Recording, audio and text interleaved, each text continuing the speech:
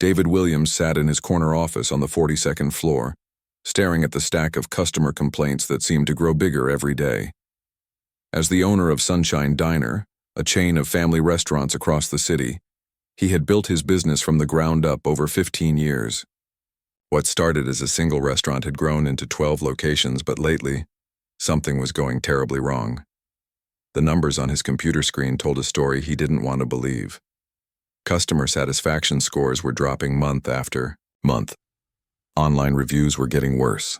The downtown location, which used to be one of his best performers, was now bleeding money. People were complaining about slow service, cold food, and rude staff. But what bothered David most was that he had no idea why this was happening. He had trusted his managers to run things properly. He paid them well, gave them bonuses, and expected them to maintain the standards that had made Sunshine Diner successful.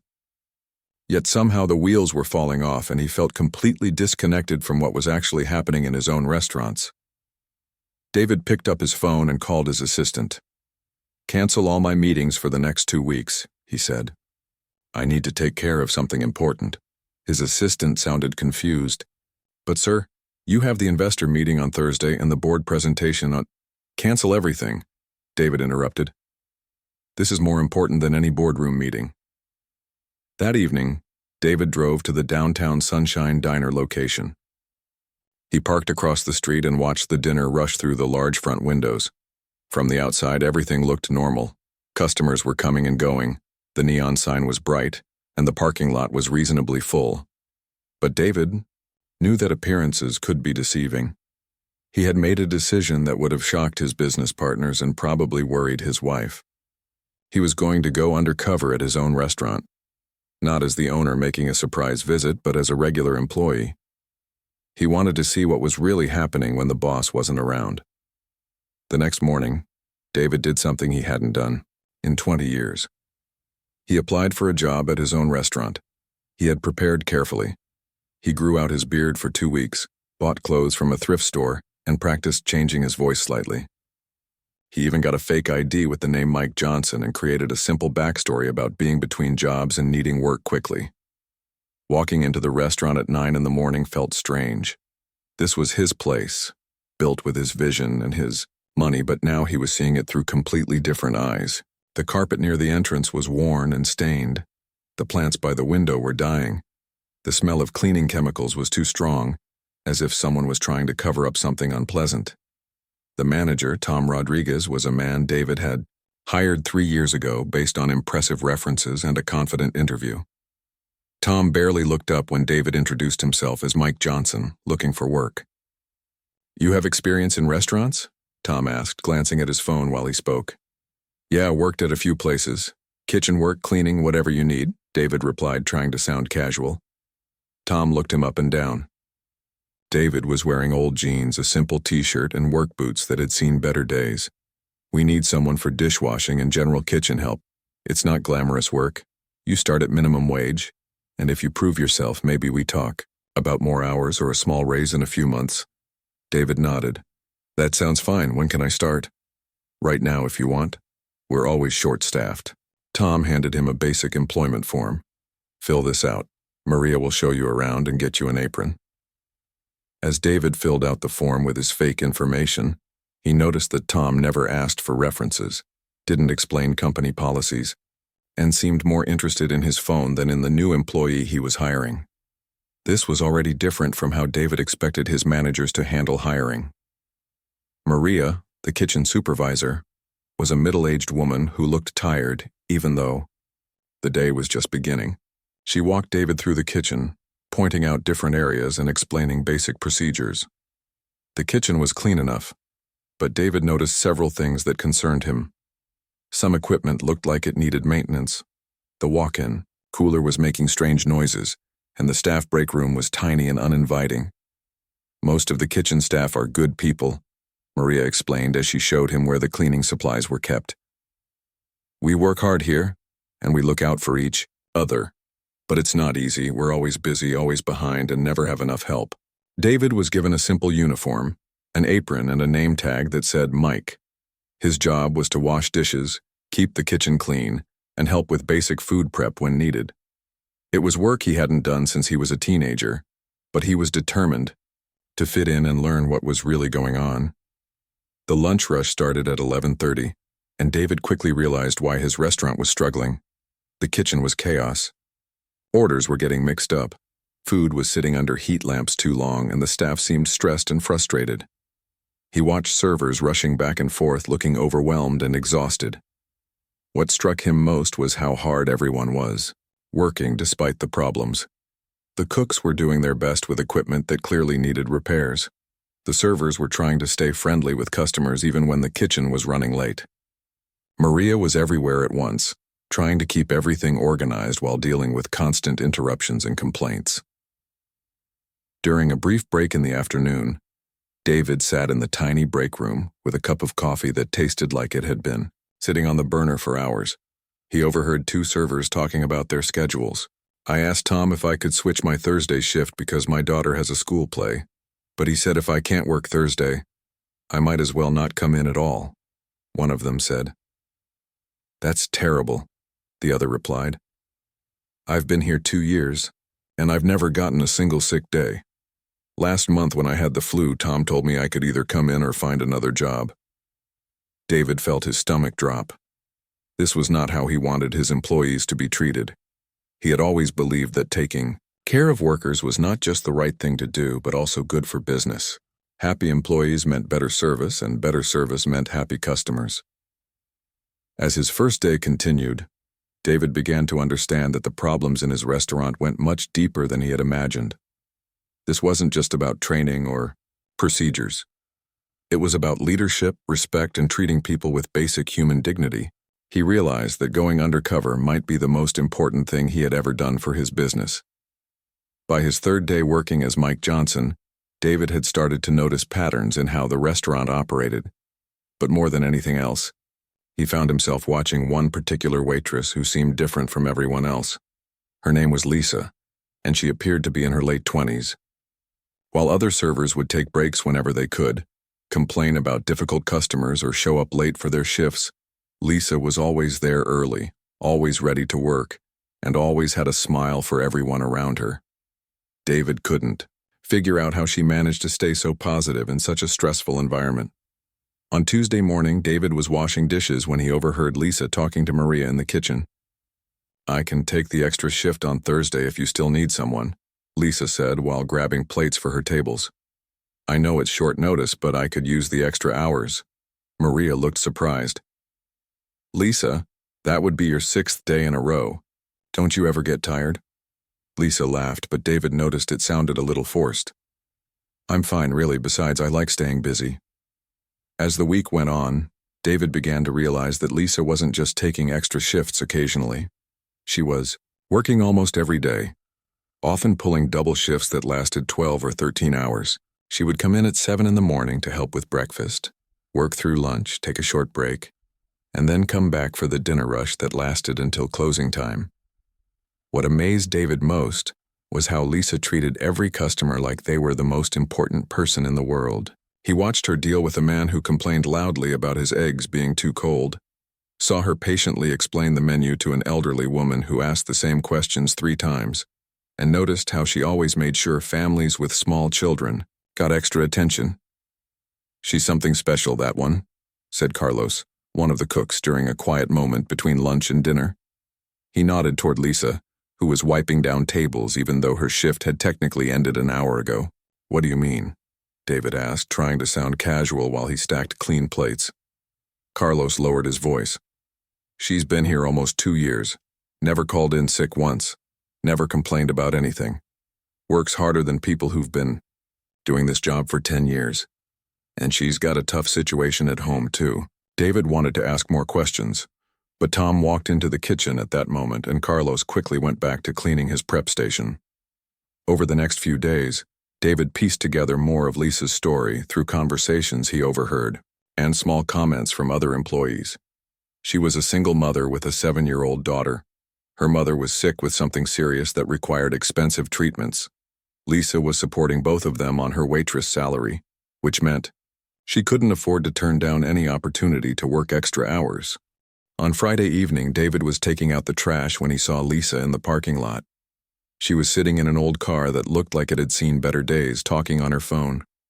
Her voice carried through the open window. "I know, sweetheart. I'm sorry I'm late again," she was saying. "Mommy had to work a little longer today, but Mrs. Peterson is taking good care of you, right? I'll be home in 20 minutes and we'll have dinner together, okay?" David could hear a small voice on the other end of the phone, and Lisa's face lit up with genuine happiness. "Did you finish your homework? That's my smart girl. Yes, I'll help you with the math problems when I get home. I love you too, baby."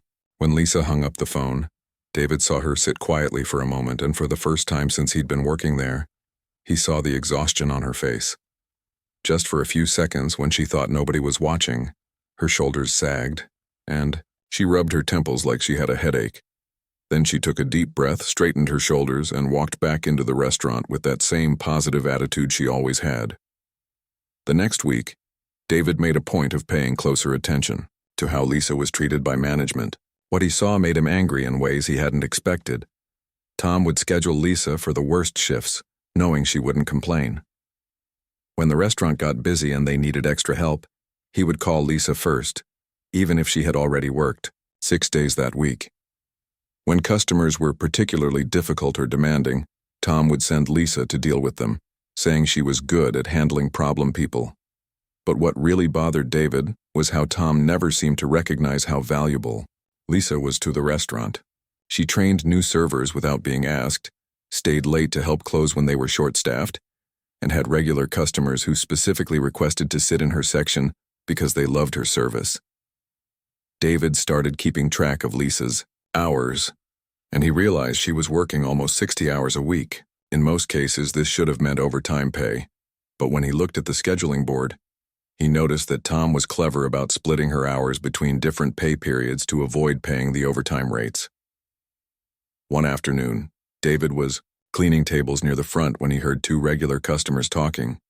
"We always ask for Lisa's section when we come here," one of them said. "She remembers exactly how I like my coffee, and she always asks about my grandkids. You don't get service like that everywhere." "I know what you mean," the other replied. "This place has gone downhill in the past year, but Lisa keeps us coming. Beck, she's the bright spot in this whole restaurant." David realized that Lisa wasn't just a good employee, she was probably keeping many customers from never coming back. Her positive attitude and excellent service were literally holding parts of the business together. That evening, David volunteered to help with closing duties so he could observe how the end-of-shift routine worked. Most of the servers left as soon as their section was clean and their paperwork was done, but Lisa stayed behind, helping the kitchen staff finish cleaning, making sure the dining room was perfect for the morning shift, and even emptying trash cans that weren't technically her responsibility. "You don't have to do all that," David said to her as she wiped down chairs that were already clean. "Your shift ended an hour ago." Lisa looked up and smiled. "I know, but we're a team here. If I can help make tomorrow easier for everyone, why wouldn't I?" As David drove home that night, he couldn't stop thinking about Lisa. Here was someone who embodied everything he had hoped his employees would be: hardworking, dedicated, caring about both customers and coworkers. Yet she was struggling financially, working herself to exhaustion, and being taken advantage of by a manager who should have been protecting and promoting her. David realized that Lisa represented both the best of what his restaurant could be and the worst of how his management systems were failing the people who deserved better.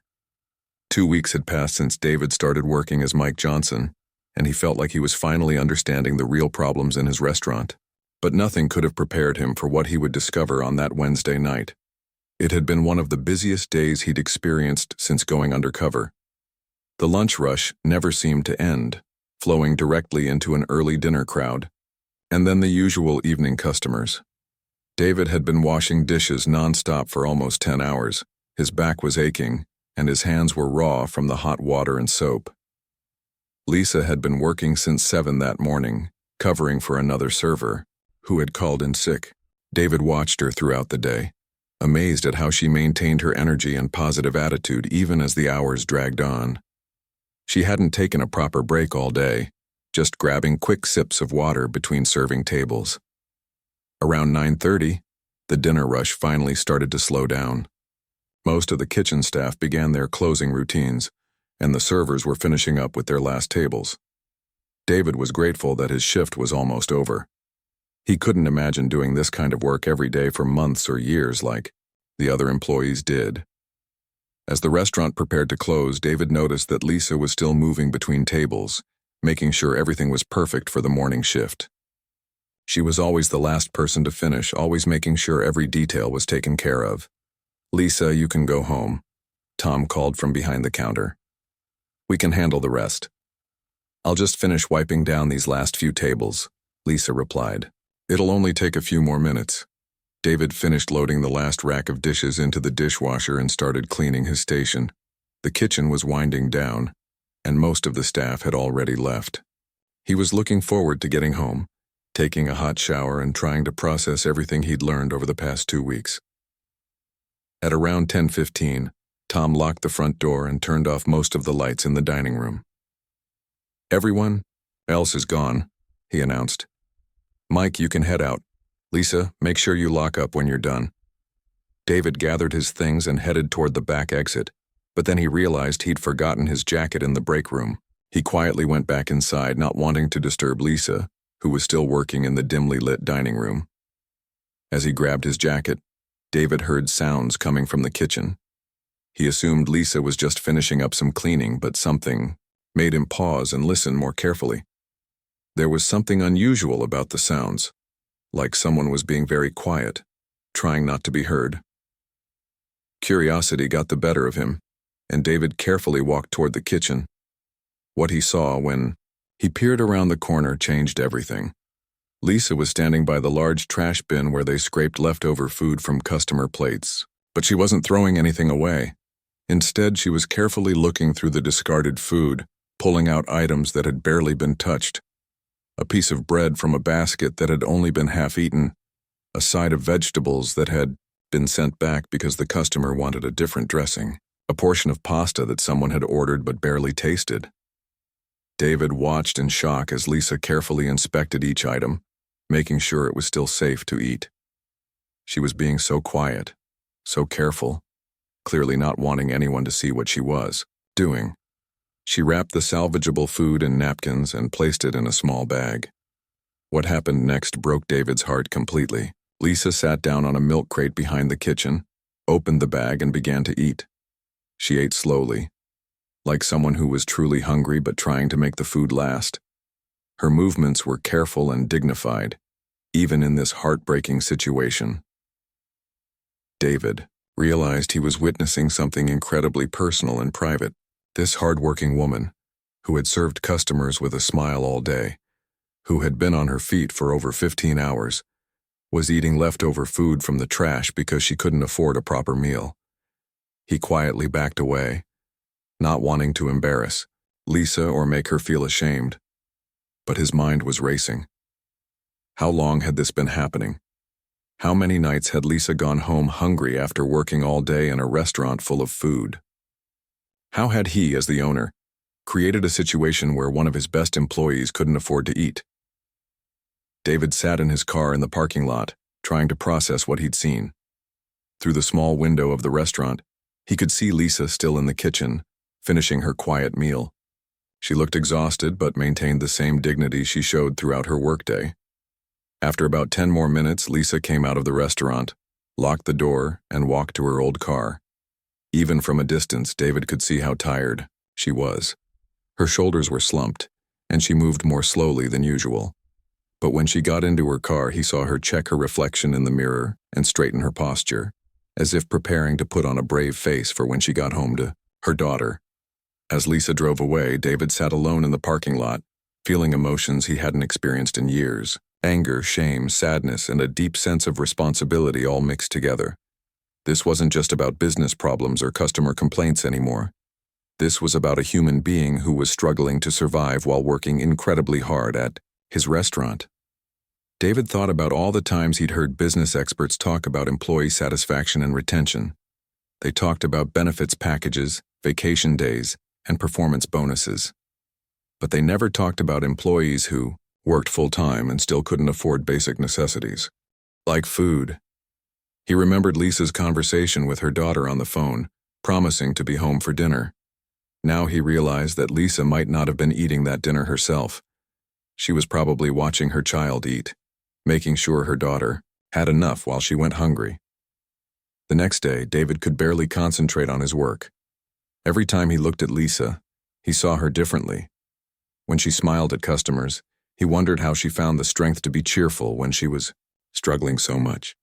When she stayed late to help with extra tasks, he wondered if she was hoping for more food scraps. During his lunch break, David called his accountant and asked a simple question. What's the minimum someone would need to earn to support a family of 3 with basic necessities in our city? The number his accountant gave him was almost twice what Lisa was making, even with all her overtime hours. That afternoon, David made a decision that would change everything. He couldn't continue this undercover assignment knowing what he knew. He couldn't watch Lisa struggle for one more day while he had the power to change her situation immediately. But he also knew that simply revealing his identity and giving Lisa money wouldn't solve the bigger problem. There were probably other employees in similar situations. There were systemic issues with how his restaurants operated, how employees were treated, and how management prioritized profits over people. As David finished his shift that evening, watching Lisa work with the same dedication and positive attitude as always, he knew that tomorrow would be different. Tomorrow he would have to figure out how to make things right, not just for Lisa, but for everyone who worked in his restaurants. The discovery had shown him that his business success meant nothing if the people who made it possible were suffering in silence. David didn't sleep at all that night. He kept thinking about Lisa sitting behind the kitchen, eating leftover food with such dignity despite her desperate situation. By morning, he had made a decision that would change everything. Instead of showing up for his dishwashing shift as Mike Johnson, David arrived at the restaurant at 6 a.m. wearing his business suit. He called Tom and asked him to come in early for an urgent meeting. He also asked Tom to call in Lisa and Maria, saying there was something important they all needed to discuss. Tom looked confused when he saw David waiting in the dining room, but he didn't recognize him at first. After 2 weeks of seeing Mike, in work clothes with a scruffy beard, the clean-shaven man in an expensive suit looked like a completely different person. "I'm sorry, sir, but we're not open yet," Tom said politely. "Can I help you with something?" David stood up and extended his hand. "Tom, we need to talk. I'm David Williams, the owner of Sunshine Diner." The color drained from Tom's face. "Mr. Williams, I didn't expect... What are you doing here?" "I've been working here for the past 2 weeks," David said calmly. "As Mike Johnson, your dishwasher." Tom's mouth fell open. He looked around the restaurant as if trying to make sense of what he was hearing. That's not possible. Mike is just... "Mike is me," David interrupted. "I've been washing dishes, cleaning tables, and watching how this restaurant really operates when the owner isn't around." When Lisa arrived 15 minutes later, still in her street clothes and looking tired from another long day yesterday, she stopped in her tracks when she saw David and Tom having what looked like a serious conversation. "Tom called me and said there was an emergency meeting," she said hesitantly. "Is everything okay?" David turned to look at Lisa, and for a moment he couldn't speak. Seeing her now, knowing what he knew about her struggles, made his chest tight with emotion. "Lisa, please sit down," he said gently. "There's something I need to tell you, and it's going to sound very strange." Maria arrived shortly after, looking worried about being called in so early. The 3 employees sat at a table while David stood in front of them, trying to figure out how to explain what he had done and what he had learned. "For the past 2 weeks, I've been working here as Mike Johnson," David began. "I was the dishwasher, who started on Monday 2 weeks ago." Lisa's eyes went wide. "You're Mike? But that's impossible. Mike is me. I'm David Williams, and I own Sunshine Diner. All 12 locations, including this one." The silence that followed was deafening. Tom looked like he might be sick. Maria stared at David as if he had grown a second head. But Lisa just looked confused and a little scared. "I don't understand," Lisa said quietly. Why would you do that? Was this some kind of test? Are we all in trouble? David pulled up a chair and sat down across from them. Lisa, you're not in trouble. None of you are, except maybe Tom, and we'll deal with that separately. I came here because this restaurant was failing and I needed to understand why. I got more answers than I bargained for. He looked directly at Lisa. I saw what happened last night after everyone left in the kitchen. Lisa's face went pale and she looked down at her hands. I can explain. You don't need to explain anything to me, David said firmly. I need to explain something to you. What I saw last night was the failure of everything I thought I had built. You work harder than anyone I've ever met. You treat our customers like family, and you keep this place running through sheer determination. And somehow, our system has failed you so completely that you can't afford to eat. Lisa's eyes filled with tears, but she tried to hold them back. Please don't fire me. I know I shouldn't have taken the food, but I was just so hungry, and it was going to be thrown away anyway, and… Lisa, stop. David's voice was gentle but firm. I'm not firing you, I'm promoting you. Everyone at the table looked shocked. Tom started to protest. Sir, you can't just… Tom, you're done talking, David said without looking at him. In fact, you're done working here. We'll discuss your severance package later, but your employment ends today. David turned back to Lisa. I'm making you the new manager of this location effective immediately. Your salary will be $60,000 a year, plus health insurance for you, your daughter, and your mother. You'll also get 3 weeks of paid vacation, sick days, and a company car. Lisa stared at him like he was speaking a foreign language. I don't understand. This doesn't make sense. It makes perfect sense, David replied. You've been managing this place unofficially for months. You train new employees, you handle difficult situations, you make sure everything runs smoothly. The only difference now is that you'll be paid properly for what you're already doing. David stood up and walked to the window, looking out at the city where 11 other Sunshine Diner locations were probably dealing with similar problems. But that's just the beginning, he continued. I'm implementing changes at every single location. No more scheduling tricks to avoid overtime pay. No more treating employees like they're replaceable. Every worker gets a meal during their shift. No exceptions. Anyone working more than 30 hours a week gets health insurance. Maria found her voice. Mr. Williams, that's going to cost a lot of money. David turned back to face them. You know what costs more money? Losing good employees, because we treat them badly.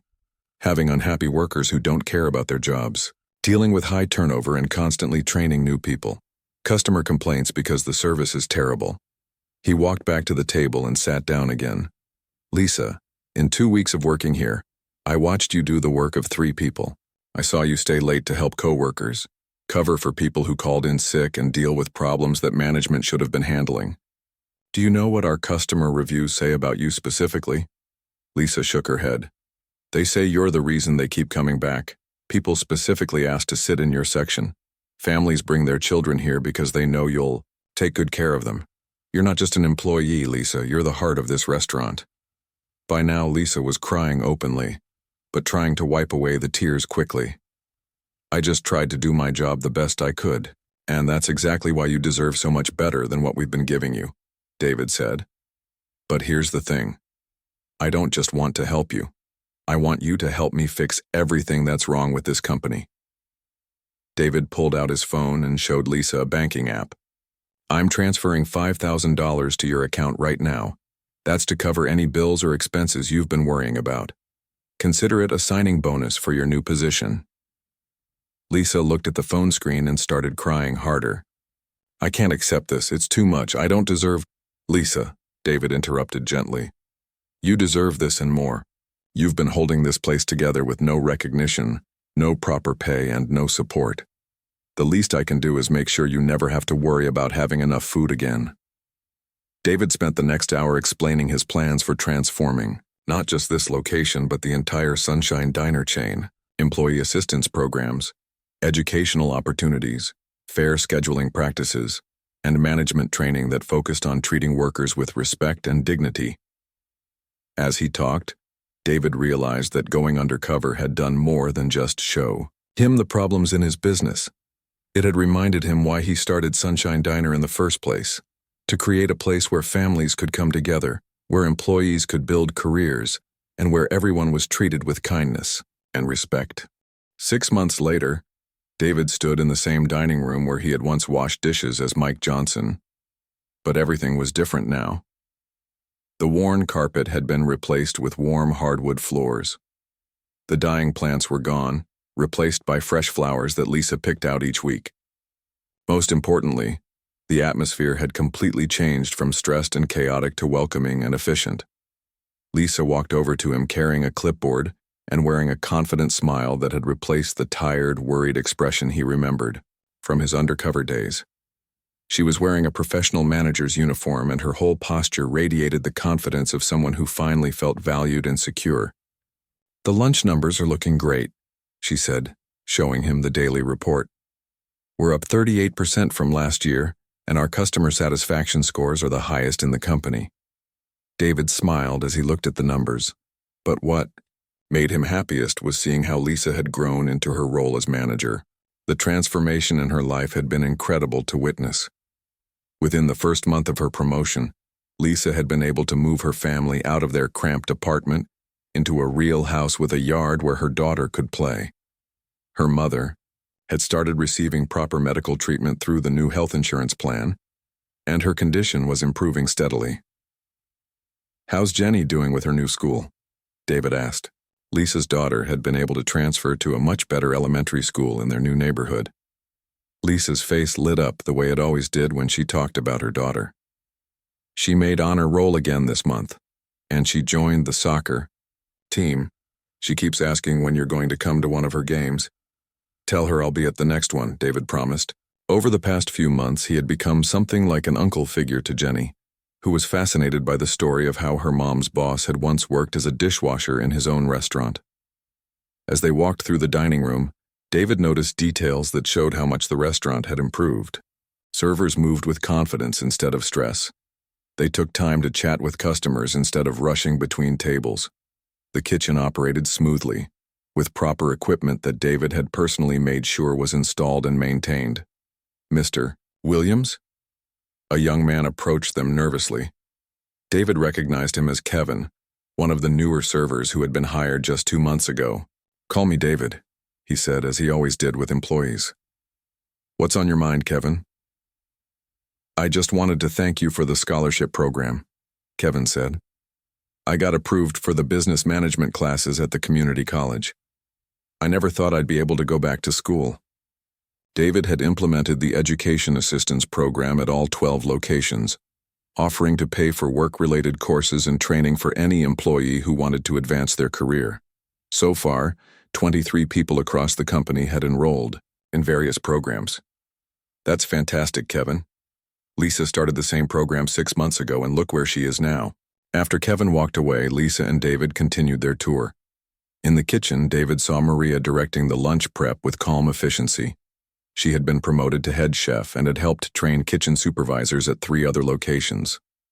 "Yo, know what I realized yesterday?" Lisa said as they watched the kitchen team work together seamlessly. "This is the first job I've ever had where I actually look forward to coming to work." David stopped walking and looked at her seriously. "Lisa, do you remember what you told me on that first day when I revealed who I was?" "I asked you not to fire me," Lisa said with a laugh. "I was so scared." "You also said you were just trying to do your job the best you could. That's exactly what you're still doing, but now you're getting the recognition and compensation you always deserved." They walked to the office that had been created for Lisa behind the kitchen. It was small but comfortable, with a window overlooking the dining room so she could keep an eye on operations. On the wall were photos of her daughter, her mother, and the restaurant staff at various company events. "I have something to tell you," Lisa said, sitting behind her desk with a grin that David hadn't seen before. "Good news, I hope?" The district manager position opened up for our region. 3 restaurants, including this one. Mr. Peterson asked if I was interested in applying. David felt a surge of pride mixed with a tiny bit of sadness at the thought of Lisa moving on to bigger things. "What did you tell him?" "I told him I needed to think about it. It would mean more money, more responsibility, but also more travel and less time with Jenny. David sat down across from her desk. Lisa, 6 months ago you were eating leftover food because you couldn't afford groceries. Now you're being recruited for executive positions. What do you think you want to do? Lisa was quiet for a moment, looking out the window at the busy dining room. You know what's funny? 6 months ago I would have taken any job that paid more money no matter what it was. But now, I love what I'm doing here. I love training new people, solving problems, making this place better every day. The money and advancement will always be there, David said. The question is, what makes you happy?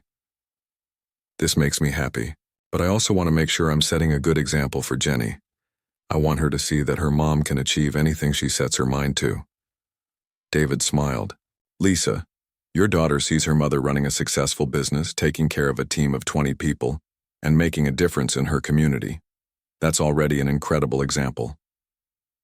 2 weeks later, David received a call from Mr. Peterson, the regional director. David, I don't know what kind of magic you worked at the downtown location, but whatever it was, we need to bottle it and use it everywhere, Peterson said.